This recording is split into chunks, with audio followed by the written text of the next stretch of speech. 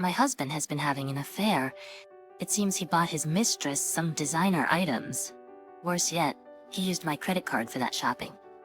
I've been putting up with it for our son. But I've reached my breaking point. I can't forgive this. I need to do something. The one who helped me was an unexpected person. My name is Rachel, 35 years old. I've been married to my husband, Nathan, for 10 years. Our son, Luke, blessedly born to us, turned 8 this year. I've always loved reading, and now I'm living my dream as a novelist. The mystery I began writing made a big splash, and I even landed a few monthly columns. Thankfully, my books are selling well, and I'm living quite a busy life. Nathan initially had a job, but he quit as soon as I started earning well. For the past 2 to 3 years, he's been lounging around at home, only occasionally going out to play some slots. Yet strangely enough, today of all days, Nathan was dressed in a suit. Something's off. Why the suit? I mustered the courage and asked him. Nathan, it's rare to see you in a suit. Where are you headed? He looked shocked for a moment, but quickly returned to his usual demeanor and said, I have an interview. For what? For a job, obviously. Thought maybe it's about time I start working again, Nathan replied. Oh, I see. Good luck. Thanks, I'll be on my way. At that time, I genuinely believed he was off to a job interview. Considering our son is still young, maybe he was rethinking things for our future. But Nathan didn't return home until 1 in the morning. Luckily, I was still up, thanks to an approaching deadline. He stumbled in, reeking of alcohol and perfume, and fell asleep on the living room couch, but in his hand was his smartphone, unlocked. In his hand was his smartphone, unlocked. Curiosity got the better of me, and I peeked at his phone. What? What's this? No way, I can't believe it. Believe it. To cut to the chase, Nathan was having an affair. Even more shocking, his mistress was my close friend Emily. Apparently, the two had dined at a fancy restaurant famous for its nighttime views tonight. The shock hit me like a blunt force drama. No way, Nathan with Emily? Why, Emily got a husband too, doesn't she? I trusted both of them. Confronted with this unexpected reality, tears welled up in my eyes. Wake him up, so I desperately tried to hold back my sobs. Evidence, evidence. Yes, evidence. I quickly sent the proof of the affair to my own phone, deciding to think about what to do next. The next morning, I casually brought it up to my husband, who was acting just as he always does. Hey Nathan. About yesterday. Yesterday? You know, you said you had an interview but came home late. Just wondering what happened. He then averted his eyes, appearing as if he was thinking of an excuse. Well, after the interview, I unexpectedly bumped into a friend. We went for a drink right after. A friend? So, Somebody you don't know, Rachel. Do I need to explain every single thing? yeah, you're right. Sure enough, he was hiding the fact that he met up with Noelle. It was evident from his behavior that he was having an affair. A month after discovering my husband's infidelity, I was still torn. Up until now, I haven't confronted him about the affair. If I confront him, it's clear that it'll cause a rift between us. Yet, if it were just me, I'd have probably confronted him with the evidence and divorced him right away. The only reason I haven't left him is for our son, Luke. I just couldn't take away his father when he's only 8 years old. After that, taking advantage of me being busy in my room, he began to go out frequently. But this, in a way, is the perfect opportunity. While he's out, I've decided to gather evidence of his infidelity. What I found in my husband's room were unfamiliar receipts. It seems he had bought some high-end brands for women, yet nothing of the sort was in his room. And of course he hadn't given them to me. The only conclusion I could draw is, David, you've been buying designer items for Noelle. But where on earth is he getting that kind of money? He's currently unemployed and living off the allowance I give him each month. I doubt there's any savings left.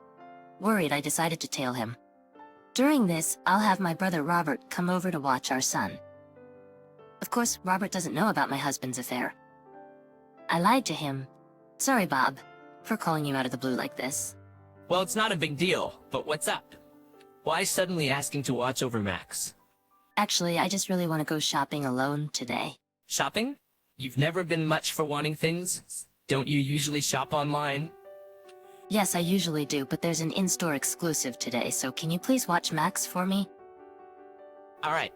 But don't be out too late, okay? Max will miss you. Yay, thanks. With my brother's help, I managed to successfully tail my husband.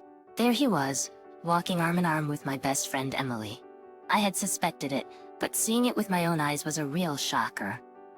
The two of them cheerfully entered a high-end designer store. Then I saw something that left me speechless. Wait, no way, is that my credit card? Indeed, the card my husband was using to pay was the backup credit card I usually keep. I always carry my main card in my wallet, but I'd left the backup one just lying in a drawer. My husband took it upon himself to use that card as his personal fund. Over the past few months, he bought new computer monitors, keyboards, and even new furniture, racking up a huge bill. Both cards were linked to the same bank account, and with my recent hectic schedule, I hadn't been closely checking the statements. That oversight came back to bite me. I can't believe this. Not only was he cheating, but he was also spending my money without my knowledge.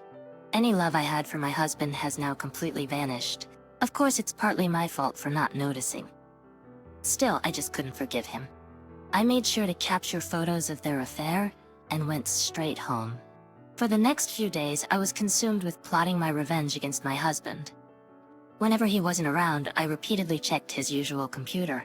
He had synced his smartphone and computer so I could easily read the exchanges between him and Natalie on the PC. Soon enough, I found out the two were planning a getaway for the upcoming long weekend. This is my chance. A 3-night, 4-day trip to Hawaii? Yep, this is my chance. I decided to execute my revenge to coincide with my husband's affair trip. However, there's one problem. It's our son, Jason. It'd be tough to carry out this plan without Jason finding out about his dad's affair. I decided to seek help from my brother once more. Hey bro, I hate to ask, but can you look after Jason for me during the long weekend? So the long weekend, is it the full 4 days? Yeah, I've got something to take care of. Something, huh? He said with a tone suggesting he knew more. Just as I felt something was off with my brother's attitude, he firmly said, Rebecca, don't try to do this alone anymore, bro. Chris, you're cheating, aren't you? Did you? I heard it from Jake. Ah, Jake told you. Even as a child, Jake seemed to have noticed his father's affair. Whether he understood the concept of cheating is unclear, but he knew his dad was close to someone other than his mom. And he realized that this was hurting his mother. Jake seemed to have sensed this, even as a young kid. How could this happen? I thought I hid it so well from Jake. Why? Even Jake can see how much Chris has hurt you. Do you plan to stay with someone like that? But if I divorce Chris, won't Jake be devastated? As she whispered that, Jake, who was supposed to be in the next room, appeared. It's okay, Mom. I'm on your side. Jake, are you sure about this? I don't need someone who makes you sad. As long as I have you, that's all that matters. Thank you, Jake, and thank you, big bro. Thanks to my son and my brother, I felt empowered to get back at my husband without any reservations. We timed our move with the day my husband was leaving for his affair trip. My brother helped out, and we quietly packed up while my husband was away. And then, on the eve of the long weekend, I decided to give my husband one last chance. Confronting him, who was excited about the upcoming trip, I asked, Chris, what's with the luggage? Why have you packed a suitcase? Oh, this? Actually, I'm going on a trip with some friends from tomorrow. A trip? Since when? It was a last-minute thing. Come on, it's not a big deal. I'm using my monthly allowance for it. Perhaps he didn't want to be questioned further. Chris emitted a don't talk to me anymore vibe. But I was interested in his attitude. I confronted him with a tone colder than I'd ever used. Tell me, is it really just friends? My husband was clearly flustered, his shoulders giving a slight shudder, yet he desperately tried to stick to his lie. Of course it's just friends. Why are you pressing this? Alright, fine. Enjoy your trip with friends. Have fun. I would have had fun without you saying it. Just try not to get too carried away, okay? With that, I left Chris's room. Honestly, if he had told me the truth here, I was ready to settle it amicably, only asking for alimony and child support. Even though he cheated, he was once someone I fell for. When my book didn't sell, it was because of John that I was able to keep pushing on. I really don't want to despise or resent him deep down. That said, after all this, I can't afford to be so patient. For the sake of my son and my future, I need to put an end to this relationship with him. There's no need to hold back with John anymore. Not after he kept lying to me. The next morning, early on, my husband had already left for his trip. I opened the drawer and confirmed that, as usual, he had taken my credit card. I immediately called the card company and reported it lost, requesting a stop on its use. My son woke up, so I greeted him with a good morning. Then with a big grin he said, "Mom, it's today, right?" Seeing my son's sparkling eyes, any lingering anxiety I had vanished. Oh, you alright? Since I've stopped the credit card, let's move to our new home. Moving day. We're going to the new home. With help from my brother, our move was completed smoothly. My son and my belongings were taken to the new house, and I sent my husband's stuff to a certain place. The next day, while relaxing at the new home with my son and brother, I received a call from my husband. Hello? Ah, is this Jennifer? What do you want? Well, actually, it's costing me more than I thought. Could you wire me a bit of money? Probably he couldn't use his card due to the suspension, and he's having trouble paying while on his trip. The way he subtly asked for money without mentioning the card outright is so sleazy. You said you'd manage within your own allowance, right? Sorry, but I can't afford to lend you any money. Don't be like that. If this continues, I won't be able to enjoy my trip on my own.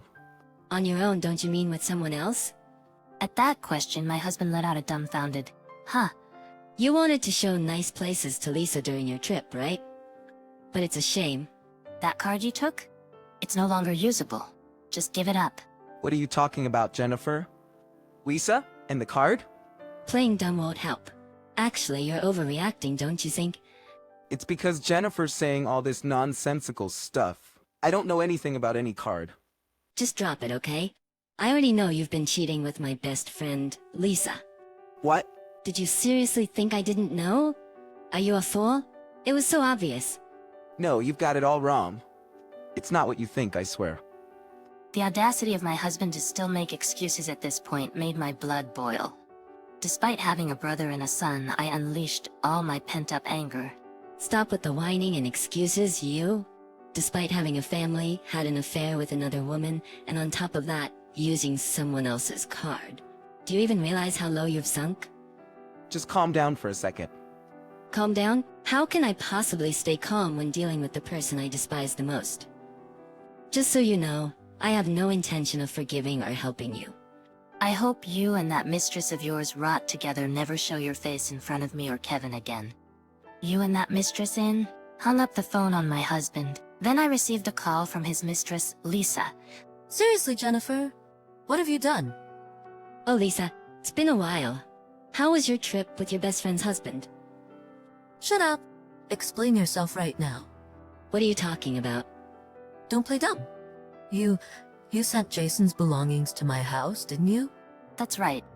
When we moved, I sent my husband's belongings straight to Lisa's place, who happened to be his mistress. Since Lisa is married, her husband of course lives there. That's exactly why I deliberately sent all of Jason's stuff addressed to her husband. I sent a detailed letter explaining everything. She yelled at me over the phone, her voice almost cracking. You've got to be kidding me. What have you done? My husband found out and he's furious. Well, what did you expect? Cheating while you're married? I can't believe my best friend would stoop so low. Disgusting. I thought better of you. Excuse me. That's my line. My trusted best friend was cheating with my husband. How could I possibly forgive that? Who was rude first? Considering we were best friends? Regardless, you cheated, and that's a fact. I'll never forgive you, and I'll be demanding the maximum in alimony, just so you know. I wasn't serious about it. It was just a fling. Trust me, I'd never settle for such a loser without a job. I don't care if you were serious or not. I'm getting a divorce soon anyway. Regardless, you cheated, and that's a fact. I'll never forgive you, and I'll be demanding the maximum in alimony, just so you know. What, alimony? What's that? I never heard of it. Should have expected that, given what you did. Wait, I'm a stay-at-home mom. I can't afford to pay alimony. Not my problem.